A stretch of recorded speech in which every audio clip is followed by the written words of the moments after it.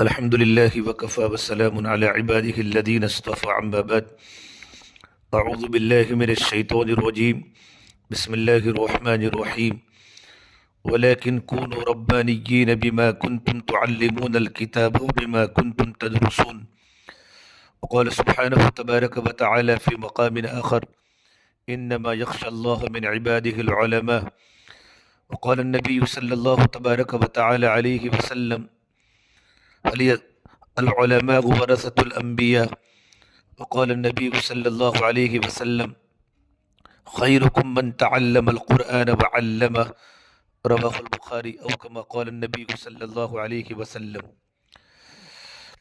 عزیز طلبہ کرام اور موقر علماء کرام اور میرے بزرگوں، پروردگار عالم نے ہر انسان کو دو خاص نعمتوں سے نوازا ہے، ایک پھڑکتا ہوا دماغ اور دوسرا دھڑکتا ہوا دل۔ پھڑکتا ہوا دماغ علم الہی کا برتن ہے اور دھڑکتا ہوا دل محبت الہی کا برتن ہے۔ انسان کو چاہیے کہ وہ ان دونوں برتنوں کو بھرا رکھے۔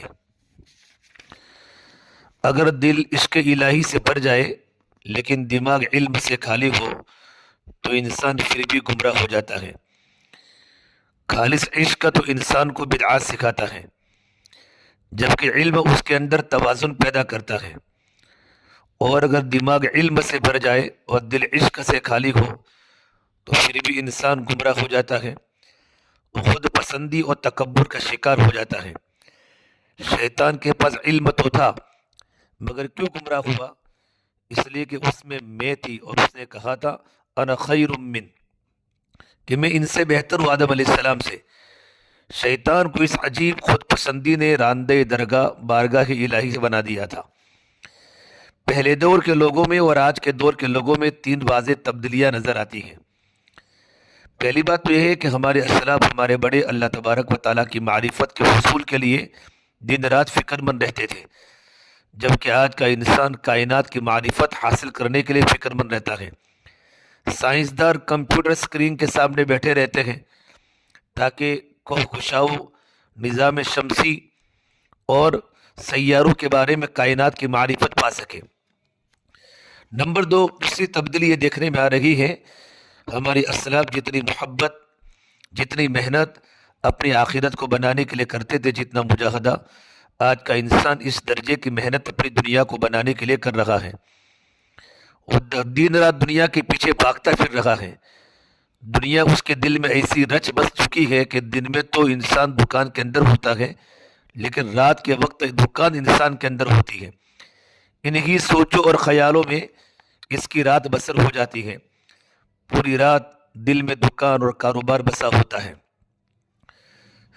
میرے بھائیو، تیسری تبدیلی یہ نظر آ رہی ہے، ہمارے اسلاف اپنی روح کو غذا بہم پہنچانے کے لیے جتنی محنت کرتے تھے، آج کا انسان اپنے جسم کو غذا پہنچانے کے لیے اتنی ہی محنت کر رہا ہے، جس کا نتیجہ یہ نکلا کہ روح کمزور ہوتی جا رہی ہے اور جسم کو غذا ضرورت سے زیادہ مل لگی ہے۔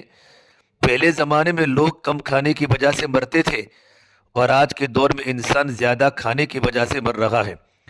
سب بڑی بڑی بیماریاں زیادہ کھانے کی وجہ سے ہی جنم لیتی ہیں، ہم سب جانتے ہیں۔ افسوس کے ساتھ یہ بات کہنی پڑتی ہے کہ عورتوں کا اتنا وقت مسلح پر نہیں گزرتا جتنا کچن میں کیک اور دیگ بنانے میں گزر رہا ہے۔ میرے بھائی، دنیا میں مختلف تہذیبوں کے جتنے اسکالر گزرے ہیں، انہوں نے بھی انسانیت کی فلاح کے اصول و ضوابط بنائے، اور اللہ تبارک و تعالیٰ کے پیغمبر انبیاء علیہ السلام جب دنیا میں تشریف لائے تو انہوں نے بھی اصول و ضوابط بنائے۔ اسکالر کا وہ طبقہ تھا جس نے اپنی عقل کی بنیاد پر زندگی گزارنے کے اصول وضع کیے۔ عقل کو جگہ فائدہ نظر آیا اس کام کو کر لیا، اور جگہ عقل کو نقصان نظر آیا اس کام سے پیچھے ہٹ گئے۔ دوسرے لفظوں میں وہ عقل کے پجاری ثابت ہوئے۔ اب انسانیت کا ایک طبقہ ان فلاسفروں اور اسکالروں کے پیچھے چل رہا ہے دنیا میں، اور ایک وہ کلمہ گو طبقہ ہے جو انبیاء کرام کے راستے پر چل رہا ہے۔ اس دوسرے طبقے کے لوگ وہ تھے جنہوں نے اپنے قلوب پر محنت کی اور ان کو ایمان حقیقی اور محبت الہی سے اور اپنے دماغ کو وحی کے علوم سے، قرآن کے علوم سے بھر لیا، اور انہوں نے اللہ تبارک و تعالیٰ کی منشا کے مطابق اپنی زندگی گزاری۔ عجیب بات ہے کہ میرے بزرگوں، میرے طلبہ، ان دونوں طریقے زندگی میں تین نمایاں فرق نظر آتے ہیں۔ نمبر ایک، وہ لوگ جو عقل کے پجاری بنے اور فلسفہ کے پیچھے چلے، ان میں ایک بات تو یہ دیکھی گئی کہ انہوں نے انسانیت کی فلاح کے لیے جو اصول مرتب کیے، ان کے ہم اصل لوگوں نے ان کی مخالفت کی، انہی کے زمانے کے لوگوں نے۔ چنانچہ ایک فلسفر کے اصول کچھ اور ہوتے گئے، دوسرے کے کچھ اور، گویا کہ ہر ایک کا اپنا اپنا نظریہ تھا۔ لیکن انبیاء کرام علیہ الصلوۃ والتسلیم جب تشریف لائے تو ان سب نے ایک ہی بات کہی کہ تم اللہ تبارک و تعالیٰ کی عبادت کرو۔ قرآن کریم سے اس بات کا ثبوت ملتا ہے۔ اللہ تبارک و تعالیٰ فرماتے ہیں وَإِلَىٰ مَدْيَنَ أَخَاهُمْ شُعَيْبًا قَالَ يَا قَوْمِ اعْبُدُوا اللَّهَ، ہم نے بھیجا مدین کی طرف ان کے بھائی شعیب علیہ السلام کو، اور انہوں نے کہا اے میری قوم بندگی کرو اللہ کی۔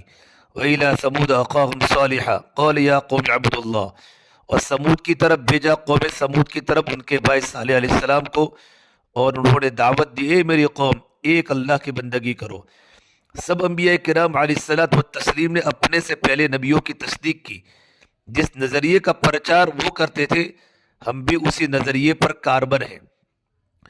دوسرا فرق جو ہے میرے بھائیوں، جن فلاسفروں نے اصول و ضوابط پیش کیے، ان کے شاگردوں نے اپنے استادوں کی باتوں کو رد کر کے انہیں ناقابل عمل بنا دیا۔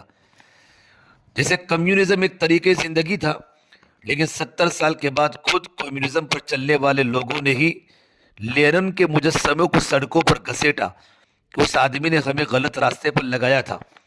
دوسری طرف جتنے بھی انبیاء کرام تشریف لائے، ان سب کے شاگردوں نے پوری زندگی ان کی تصدیق کی۔ نبی کریم صلی اللہ تبارک و تعالیٰ علیہ وسلم جو کچھ اللہ تبارک و تعالیٰ کی طرف سے لے کر آئے، تمام صحابہ نے اس کی تصدیق کی۔ یہاں تک کہ ابو جہل نے کہا ابو بکر، کیا کوئی بندہ رات کے وقت مکہ مکرمہ سے مسجد اقصیٰ تک جا سکتا ہے؟ فرمایا جا تو نہیں سکتا۔ وہ مردود کہنے لگا تمہارے دوست محمد صلی اللہ علیہ وسلم کہتے ہیں کہ میں گیا ہوں۔ صدیق اکبر نے فرمایا اگر وہ کہتے ہیں تو اللہ کے نبی ہے اور سچ کہہ رہے گئے۔ سبحان اللہ، فوراً تصدیق کر دی۔ نمبر 3، ایک تیسرا فرق یہ نظر آتا ہے، جن لوگوں نے عقل کی بنیاد پر اصول بنائے، انہوں نے جب بھی کوئی اصول بنایا اور سمجھایا تو انہوں نے اپنے آپ کو آگے پیش کیا اور کہا میں نے یہ سوچا، میں اس نتیجے پر پہنچا، میری ریسرچ یہ بتاتی ہے، میرا تجربہ یہ کہتا ہے، میرا انوبھو یہ کہتا ہے، میرے ذہن میں یہ خیال آیا، میں نے یہ فیصلہ کیا ہے۔ گویا ان کی پوری بات کا نچوڑ میں اور میں نکلا۔ جبکہ انبیاء کرام علیہ الصلوۃ والتسلیم جو تعلیمات لے کر آئے، ان سب نے انسانیت کی توجہ اللہ تبارک و تعالیٰ کی طرف دلائی، ہر ایک کو اللہ سے جوڑا۔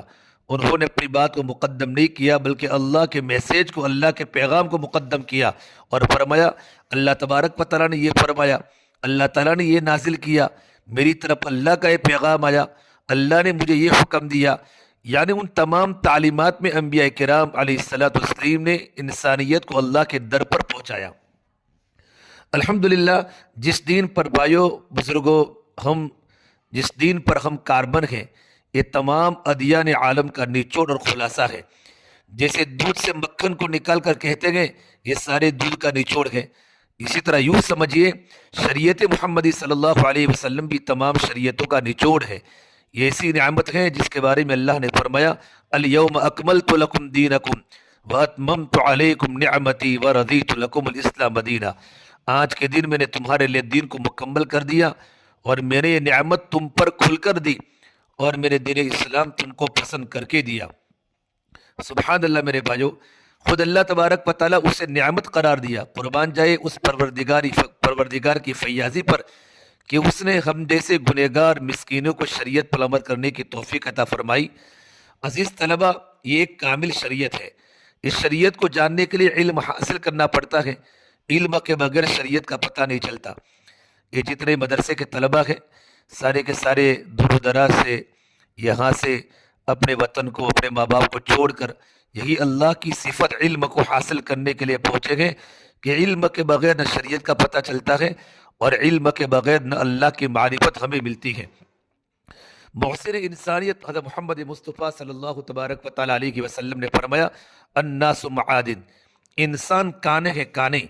آپ صلی اللہ تبارک و تعالیٰ علیہ وسلم نے بہت قیمتی بات فرمائی، لوگ تو دنیا میں کسی کی اچھی بات کو سن کر کہتے ہیں فلاں نے تو لاکھ روپے کی بات کہی، لیکن ہم کہتے ہیں کہ آپ صلی اللہ تبارک و تعالیٰ علیہ وسلم کے اس فرمان کو اس سے تشبیہ دی نہیں جا سکتی، بلکہ سچی بات تو یہ ہے اس کو ملین اور بلین ڈالر سے بھی تشبیہ نہیں دی جا سکتی۔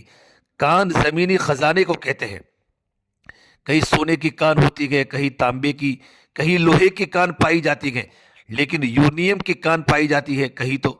ان کانوں سے چیزیں نکال کر طرح طرح کے فائدے حاصل کیے جاتے ہیں دنیا میں۔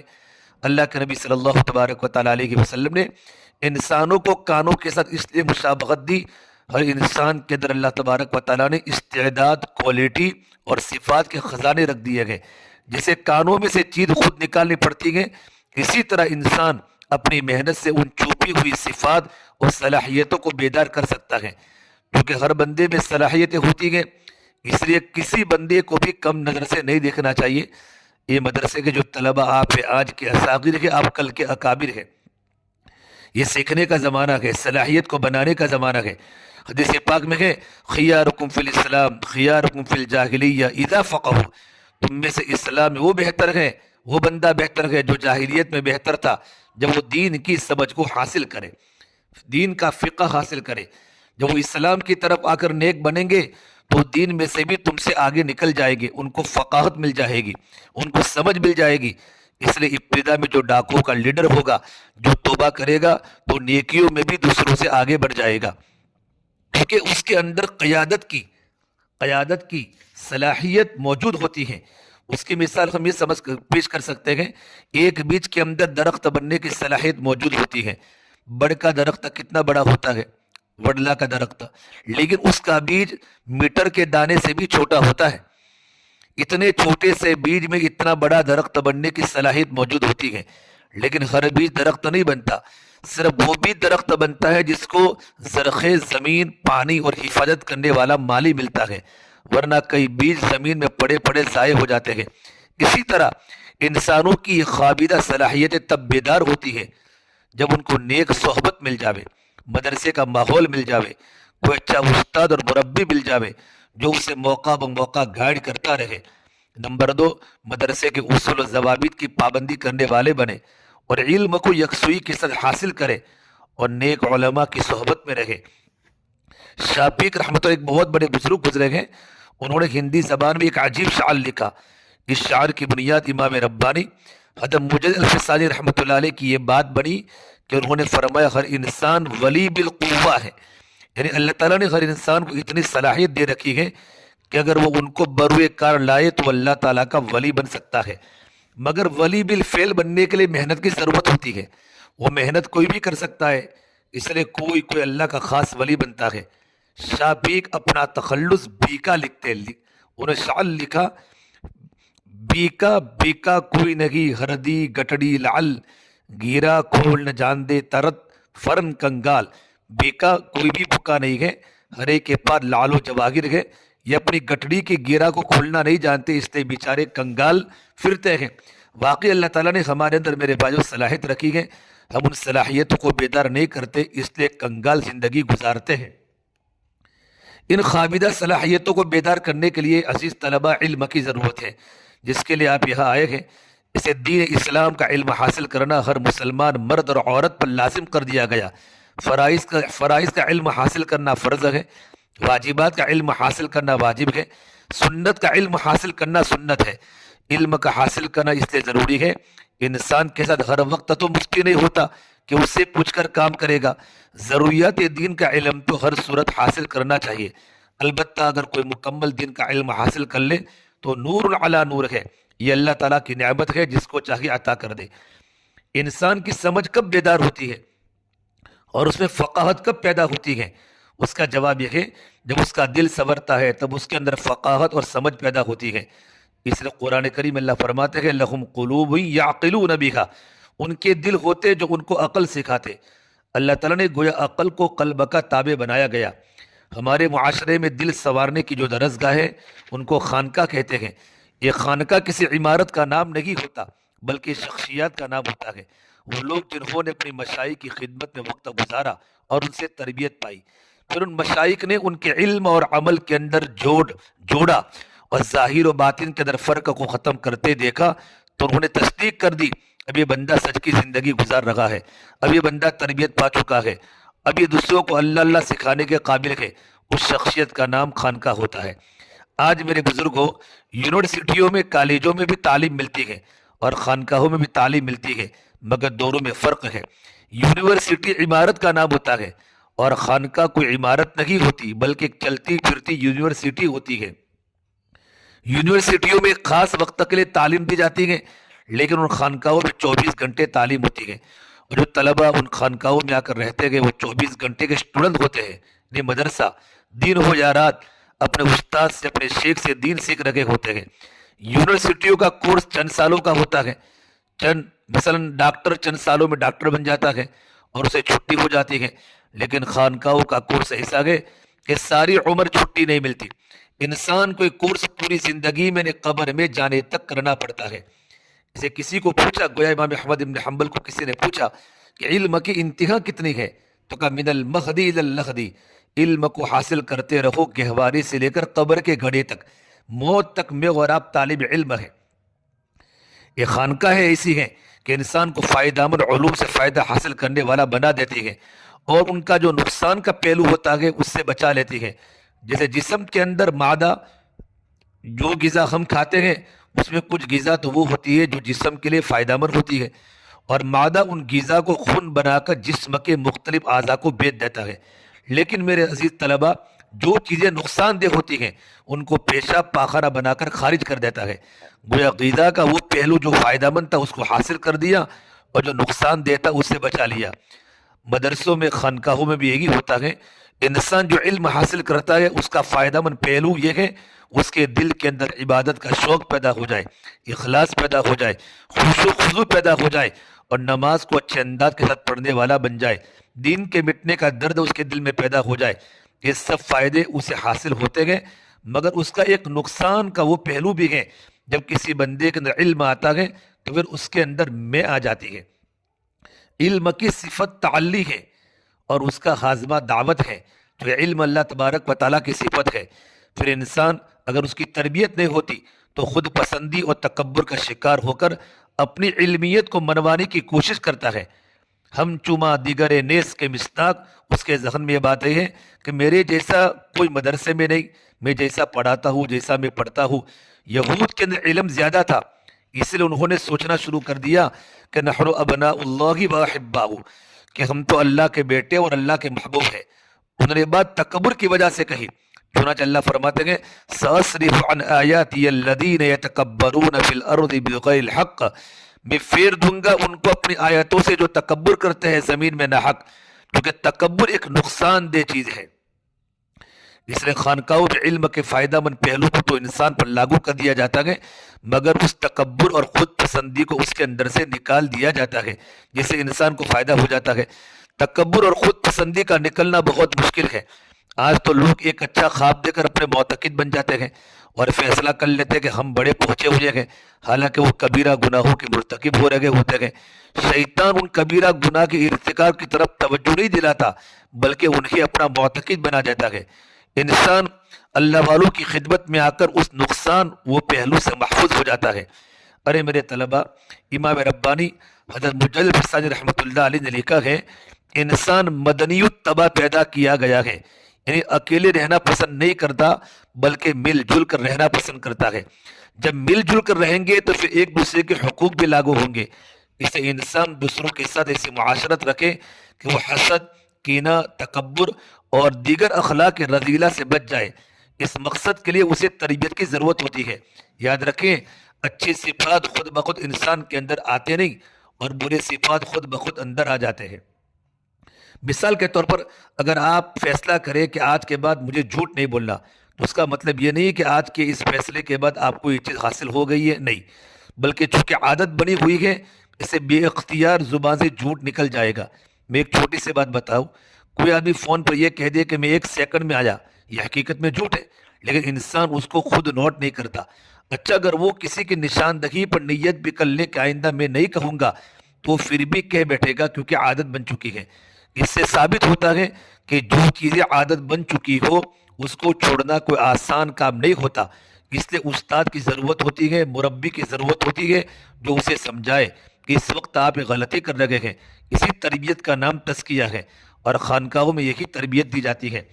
اللہ تبارک و تعالیٰ نے محبوب صلی اللہ تبارک و تعالیٰ علیہ وسلم کی بھی تربیت فرمائی، اور اللہ کے نبی صلی اللہ علیہ وسلم نے صحابہ کی تربیت فرمائی۔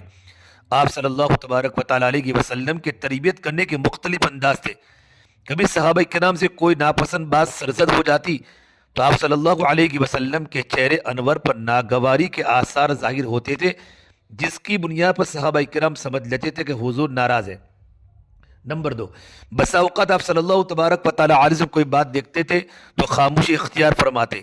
آپ صلی اللہ علیہ وسلم کی خاموشی صحابہ کرام کے لیے برداشت کرنا مشکل ہو جاتی تھی۔ بعض اوقات آپ صلی اللہ علیہ وسلم اپنی زبان مبارک سے بھی صحابہ کرام کی اصلاح فرمایا کرتے تھے۔ کبھی خاموش رہ کر تربیت فرمائی، کبھی بات بتا کر تربیت فرمائی۔ ایک صحابی نے کوئی سوال پوچھا، اس کے بعد پھر سوال پوچھا تو آپ نے فرمایا تم مجھ سے اس وقت تک نہ پوچھو جب تک میں تم سے کوئی بات نہ کہوں۔ تم سے پہلی قوموں پر اسی لیے عذاب اتارا کہ وہ اپنے نبیوں سے کثرت سوالات کیا کرتے تھے۔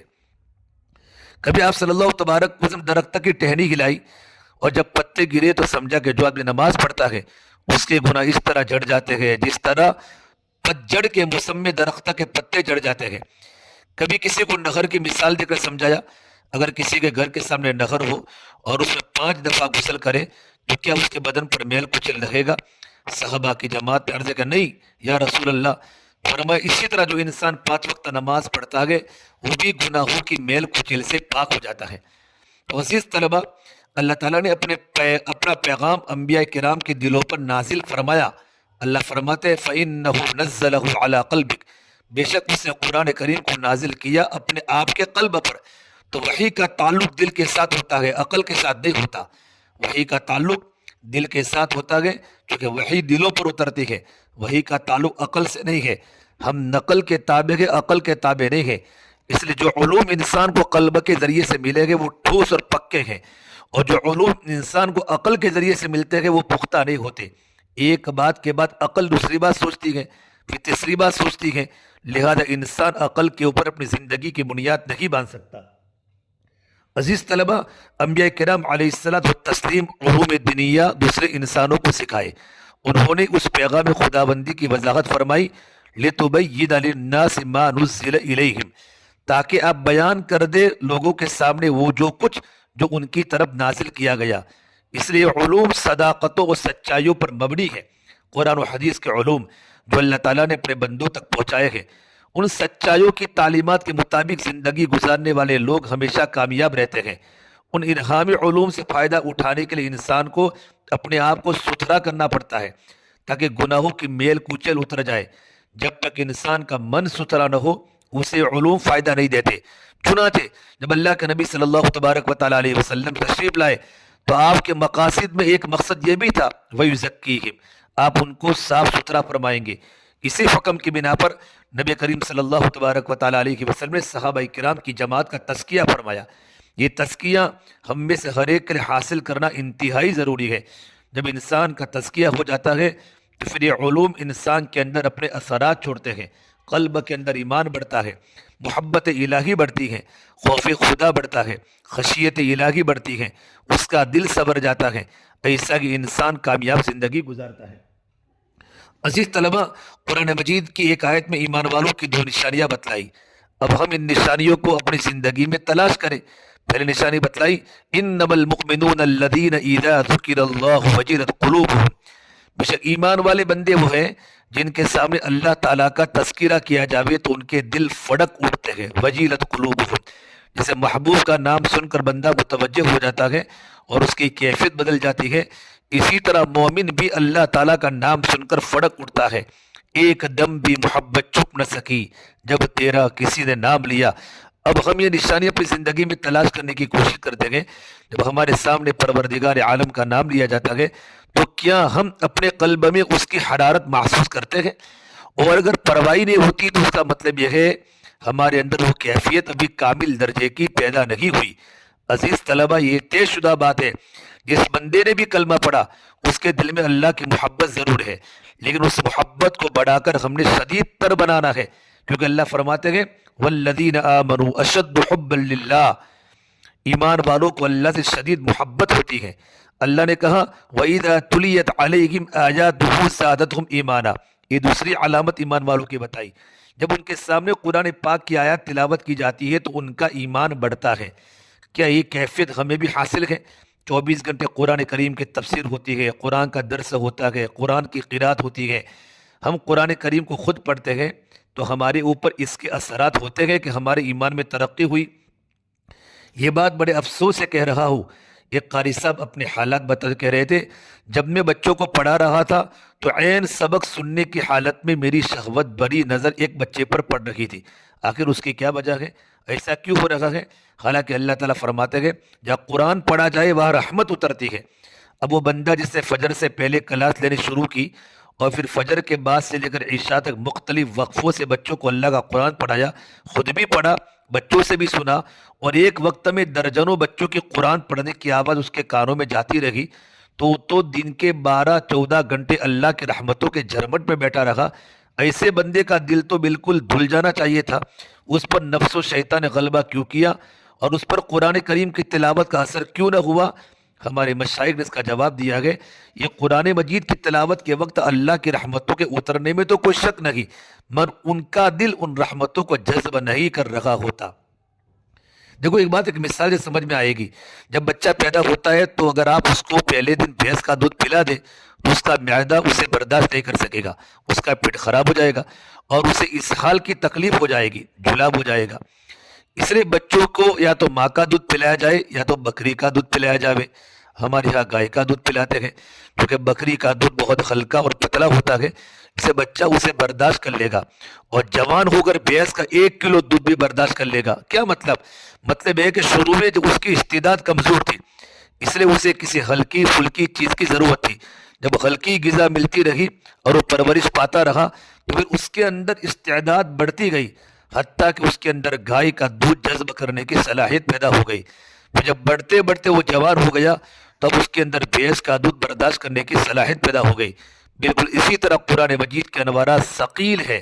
اللہ فرماتے ہیں انا سنلقی علیک قولا ثقیلا، ہم ان قریب آپ پر ایک بھاری بات نازل کریں گے، اس لیے اس کے انوارات کو برداشت کر لینا ہر بندے کے بس کی بات رہی۔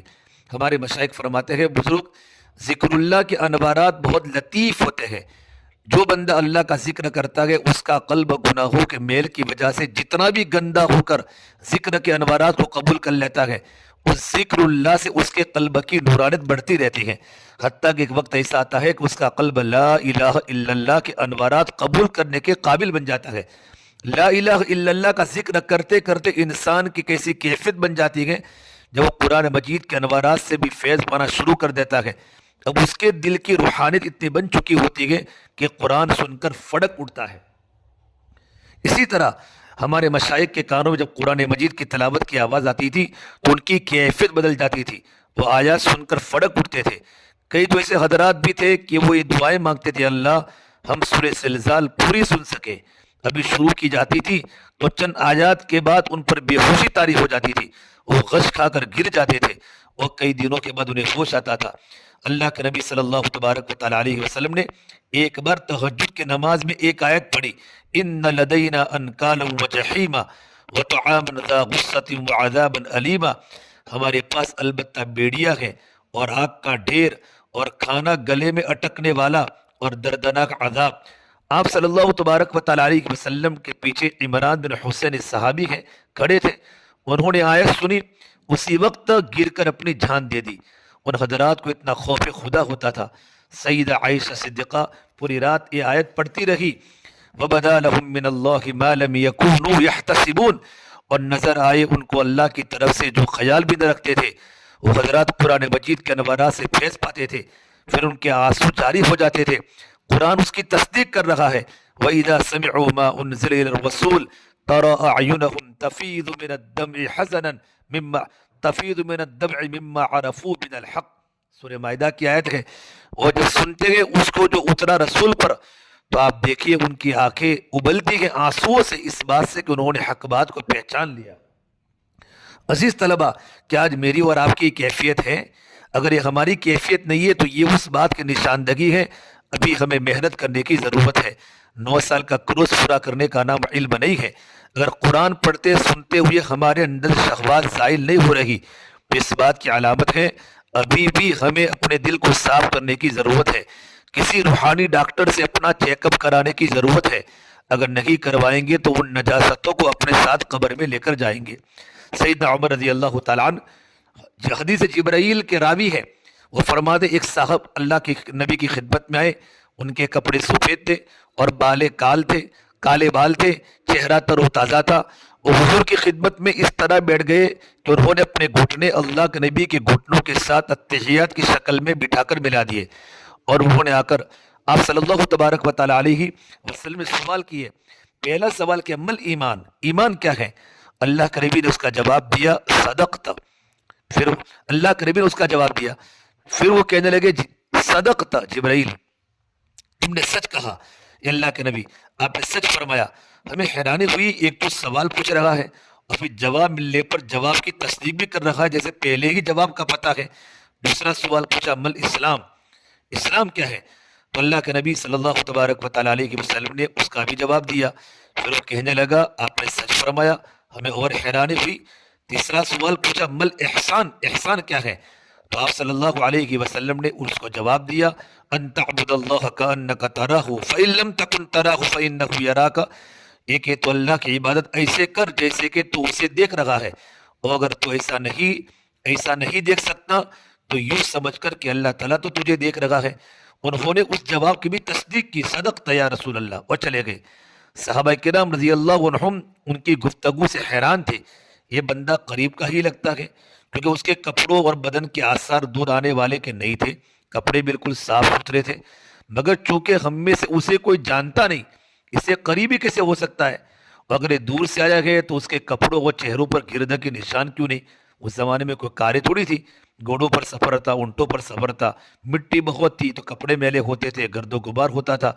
وہ یہی سوچ رہے تھے کہ آپ صلی اللہ تبارک و تعالیٰ علیہ وسلم نے فرمایا ھذا جبرائیل اتاکم یعلمکم دینکم، یہ جبرائیل تھے، اتاکم یہ اس لیے آئے تھے یعلمکم دینکم، یہ تمہیں تمہارا دین سکھائے۔ غور کیجئے جبرائیل آ کر 3 سوال پوچھتے ہیں، اللہ کے نبی صلی اللہ تبارک و تعالیٰ علیہ وسلم ارشاد فرماتے ہیں جبرائیل تمہیں تمہارا دین سکھانے کے لیے آئے تھے۔ اب اس حدیث میں چند باتیں قابل توجہ ہیں۔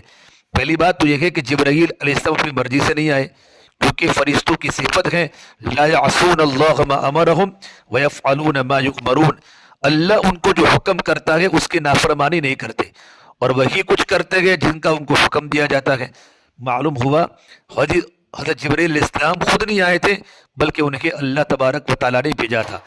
دوسری بات یہ کہ سوال بھی جبرائیل نے خود نہیں پوچھے بلکہ خود اللہ تعالیٰ سے سوال پوچھوائے، اللہ تعالیٰ نے سوال پوچھوائے۔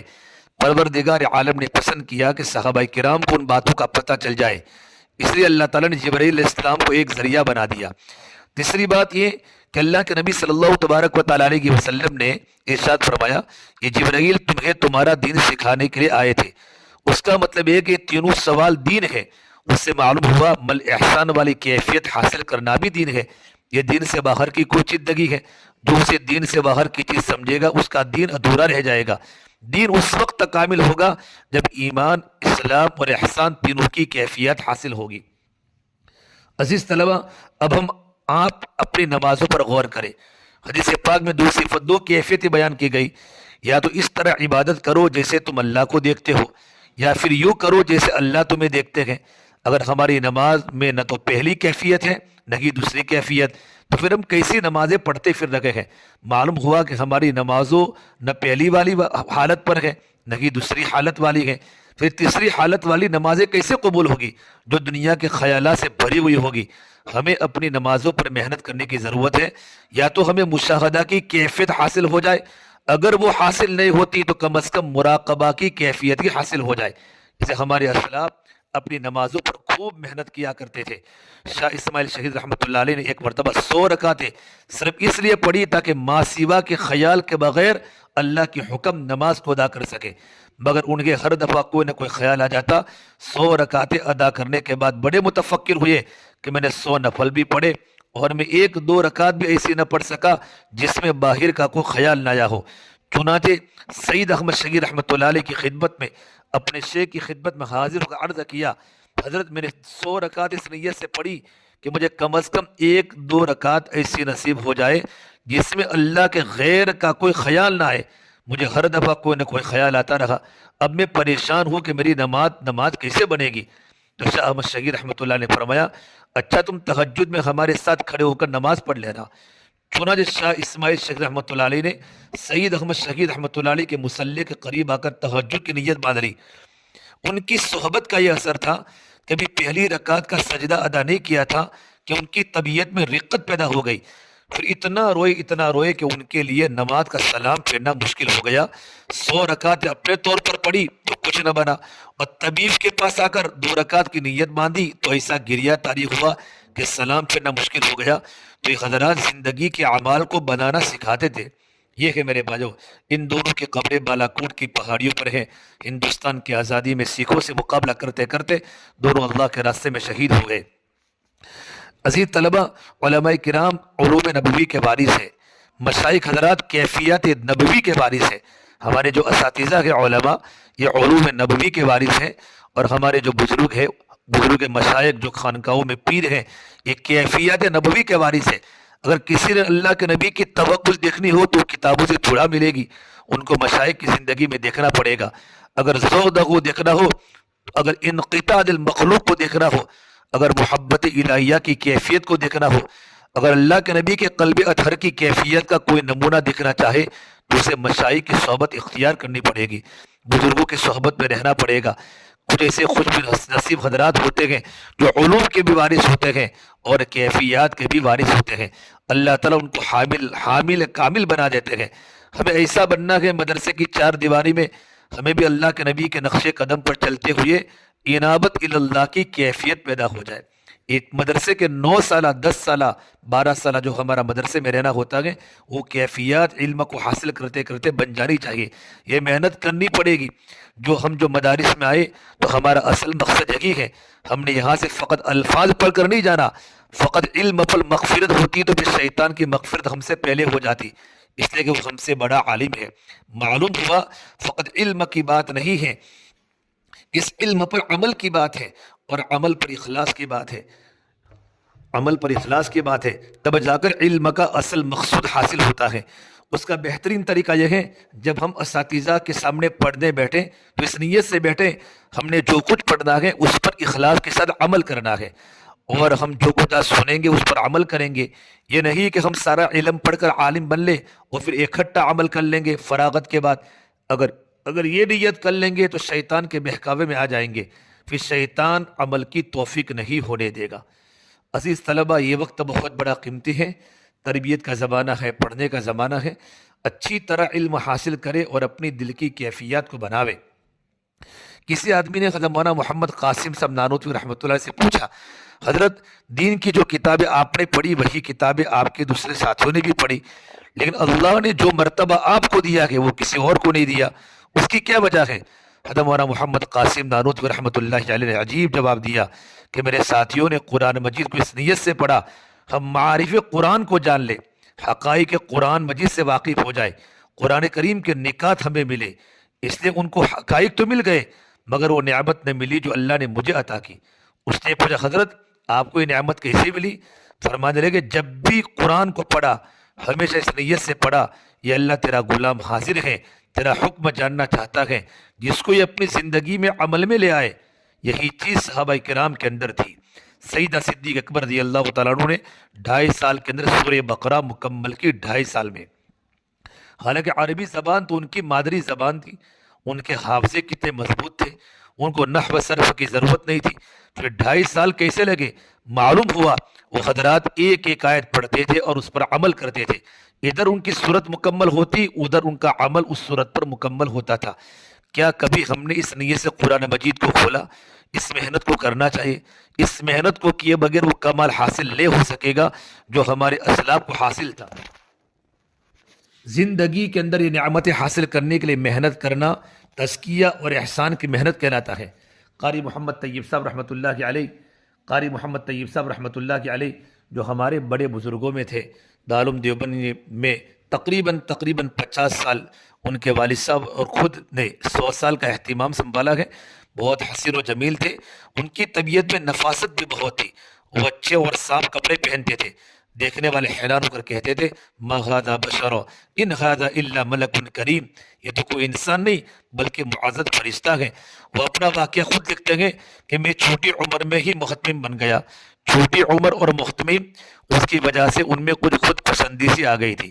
یہ محتمم کا لفظ ہم سے بنا، یہ ہم عربی زبان کا ہے، اردو کا نہیں۔ اردو کے ہم کا مطلب ہوتا ہے ہم ہی ہم ہے، اور عربی کے ہم کا مطلب غم ہوتا ہے، کیونکہ ان کی عمر چھوٹی تھی اس لیے ان میں غم والے ہم کی بجائے ہم ہی ہم والا ہم تھا۔ ان کی بیعت کی نسبت حضرت اقدس تھانوی رحمۃ اللہ علیہ کے ساتھ تھی۔ جب انہوں نے محسوس کیا کہ میرے اندر خود پسندی آ گئی ہے تو انہوں نے حضرت اقدس تھانوی علیہ رحمہ کو خط لکھا، حضرت میں اپنے اندر یہ چیز محسوس کرتا ہوں۔ حضرت مولانا اشرف علی تھانوی رحمۃ اللہ علیہ تو بڑے حکیم تھے، فرمایا سب کچھ چھوڑ کر ہمارے پاس آ جاؤ طیب۔ چنانچہ انہوں نے اہتمام کو چھوڑا اور حضرت کے پاس گئے۔ حضرت مولانا تھانوی رحمۃ اللہ علیہ نے ان کے لیے علاج تجویز فرمایا۔ دیکھو عزیز طلبہ، جو حاذق طبیب ہوتا ہے نا، وہ بندے کی بیماری کے مطابق دوا دیتا ہے۔ انہوں نے ان کے ذمے ڈیوٹی لگائی، خانقاہ میں جو لوگ آتے ہیں وہ اپنے جوتے اتار کر مسجد میں داخل ہوتے ہیں، آپ ان کے جوتوں کو سیدھا کرنا ہے۔ اب دیکھو مولانا اشرف علی تھانوی جیسا پیر اور دارالعلوم دیوبند کے محتمم، کتنا بڑا عہدہ۔ اب نوجوان اور اتنی اختیارات کے مالک، اتنے علم والے قاری صاحب، ان کو جوتے سیدھے کرنے پر لگا دیا۔ شروع میں طبیعت کو ناگواری تو محسوس ہوئی، مگر شیخ کے حکم پر جوتے سیدھے کرنے شروع کر دیے۔ حضرت تھانوی رحمۃ اللہ علیہ ان پر نظر رکھی کیسے جوتے سیدھے کرتے ہیں۔ ایک مرتبہ حضرت نے دیکھا کہ جو نئے نئے جوتے ہوتے ہیں ان کو بالکل سیدھا کر کے رکھتے ہیں، اور جو گندے اور پرانے ہیں ان کو بس تھوڑا سا ہاتھ لگاتے ہیں۔ حضرت سمجھ گئے کہ ابھی بھی اندر سے تکبر نہیں نکلا۔ حضرت حکیم الامت نے فرمایا پرانے جوتوں کو پہلے ٹھیک کرو۔ فرماتے بس حضرت کا یہ حکم ہونا ہی تھا کہ میرے اندر سے عجب اور تکبر سب کچھ نکل گیا۔ چند دن جوتیاں سیدھی کرنے نے میرے من کے اندر سے تکبر کو بالکل ختم کر دیا۔ عزیز طلبہ، یہی تربیت تھی جو ہمارے بڑوں نے بڑوں کی۔ یہ لفظ جس کا مادہ کا بارو ہے۔ تکبر ایک ایٹمی گناہ ہے، یہ بڑی بہت بری بیماری ہے۔ حدیث پاک میں ہے لا يدخل الجنت من کان فی قلبہ مثقال ذرۃ من کبر، وہ آدمی جنت میں کبھی داخل نہیں ہو سکتا جس کے دل میں ذرہ برابر تکبر ہوگا۔ مثقال ذرہ کے الفاظ بتا رہے تکبر ایک ایٹمی گناہ ہے۔ جیسے لوگ ایٹمی اسلحہ سے بڑا ڈرتے ہیں، اسی طرح اس گناہ سے بھی انسان کو بچتے رہنا چاہیے، کیونکہ جس طرح ایٹمی اسلحہ بہت زیادہ تباہی پھیلاتا ہے، اسی طرح تکبر بھی انسان کو اتنا نقصان دیتا ہے کہ اس کا سارا کرایہ تباہ کر کے برباد کر لیتا ہے، تباہ کر کے رکھ لیتا ہے۔ اس سے مشائخ اس پر محنت کرتے ہیں تاکہ انسان کے اندر سے یہ بیماری نکل جاوے۔ بڑے بڑے مشائخ نے اپنے آپ کو تربیت کے لیے پیش کیا۔ حضرت مولانا عبد الرحمن صاحب کابل پوری رحمۃ اللہ علیہ جو مدارس سہارنپور کے شیخ الحدیث تھے، وہ بخاری شریف پڑھاتے تھے۔ بخاری شریف پڑھانے میں ان کا اتنا بڑا شہرہ تھا کہ لوگ ہزاروں میل دور سے ان کے پاس بخاری شریف پڑھنے کے لیے مظاہر علوم سہارنپور جاتے تھے۔ اور اسی وقت جب وہ بخاری شریف کے استاد تھے، انہوں نے اقدس تھانوی کو خط لکھا اور اپنے آپ کو بیعت کے لیے پیش فرما دیا۔ آخر کوئی نعمت ہوتی جس کی تلاش میں ان کو بھی اپنے آپ کو پیش کرنا پڑا۔ سید سلیمان ندوی رحمۃ اللہ علیہ کون نہیں جانتا، بہت بڑے عربی داں، بہت بڑے عالم دین، لیکن وہ بھی حضرت تھانوی کے دستے اقدس پر بیعت ہوئے۔ حضرت مفتی محمد حسن ابرترسی رحمۃ اللہ علیہ نے دارالعلوم دیوبند سے پڑھا، دارالعلوم دیوبند ہی میں پڑھانے لگ گئے۔ مفتی اور استاد حدیث تھے، مگر محسوس کرتے تھے جو کیفیت اندر ہونی چاہیے وہ نہیں ہے۔ چنانچہ اسی فکر کے ساتھ حضرت اقدس تھانوی رحمۃ اللہ علیہ کی خدمت میں حاضر ہوئے۔ اس سے انہوں نے بیعت کی اور حضرت کے اجل خلفاء میں سے ہوئے۔ خود حضرت تھانوی رحمۃ اللہ علیہ کی سینکڑوں کتابیں ہیں، ان کی ایک کتاب علمی اعتبار سے ایک مقام رکھتی ہے۔ حضرت انور شاہ کشمیر رحمۃ اللہ علیہ اپنے شاگردوں کو منع فرما کرتے تھے کہ اردو زبان کی کتابیں مت پڑھا کرو، کیونکہ ان میں علم نہیں ہوتا، بلکہ عربی کے اصل ماخذ کی طرف رجوع کیا کرو۔ ایک مرتبہ حضرت اقدس تھانوی کی تفسیر بیان القرآن حضرت انور شاہ کشمیری کی نظر سے گزری تو آ کر درس میں طلبہ کو فرمایا میں اب تک تمہیں اردو زبان میں لکھی ہوئی کتابوں سے منع کرتا تھا کیونکہ ان میں اتنا علم نہیں تھا، بلکہ اصل ماخذ اور مراجع کی طرف رجوع کیا کرو، لیکن میں نے جب سے تفسیر بیان القرآن کا مطالعہ کیا ہے تب سے پتہ چلا ہے کہ اردو زبان میں بھی علم موجود ہے۔ ان کی کتابوں میں سے علم تھا جس کی تصدیق حضرت مولانا انور شاہ کشمیر رحمۃ اللہ علیہ نے بھی فرما دی۔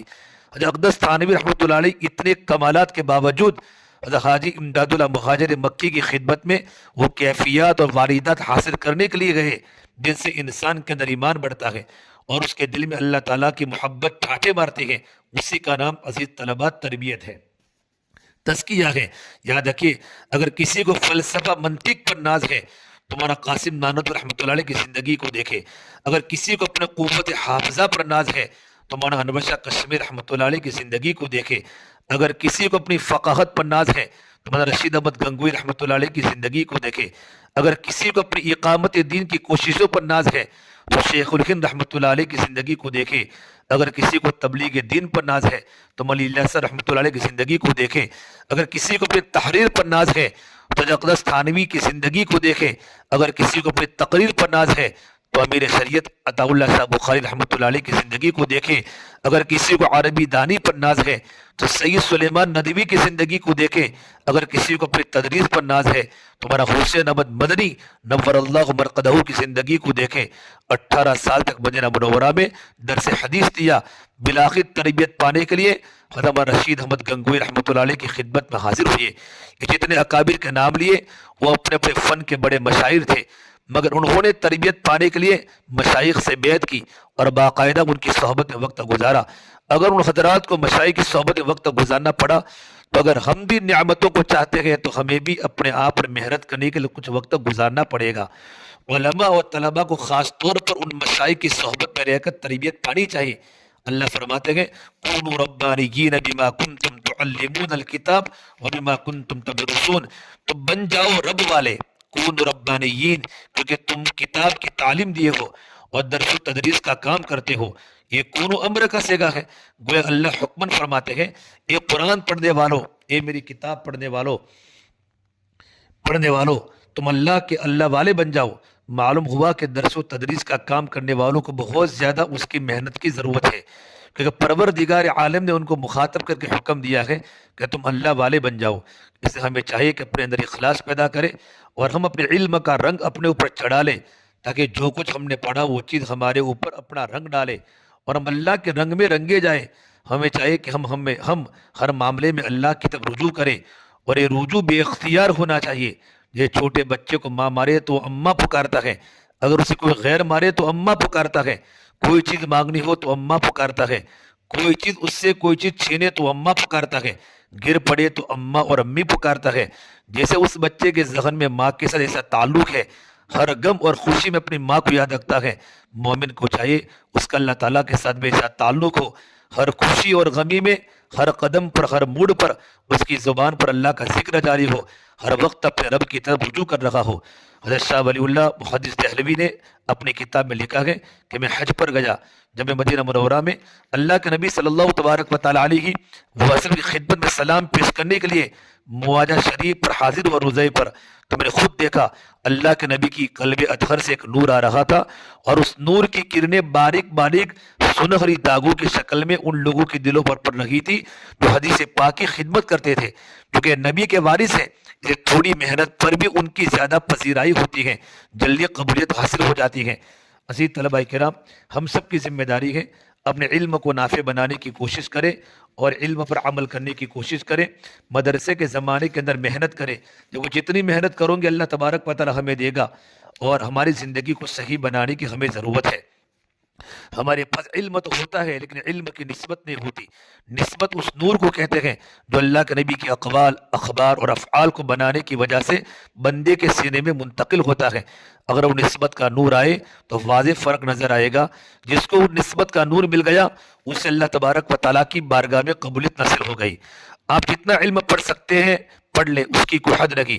ہم نے اپنی عمر میں جتنا علم حاصل کیا، جتنا علم حاصل کریں گے مدرسے کے زمانے میں ہمارے پاس ہے، لیکن یاد رکھنا علم کے ساتھ تربیت ضروری ہے، اور علم کے ساتھ تربیت بھی ضروری ہے، اور علم پر عمل بھی ضروری ہے، اور علم کی تبلیغ بھی ضروری ہے۔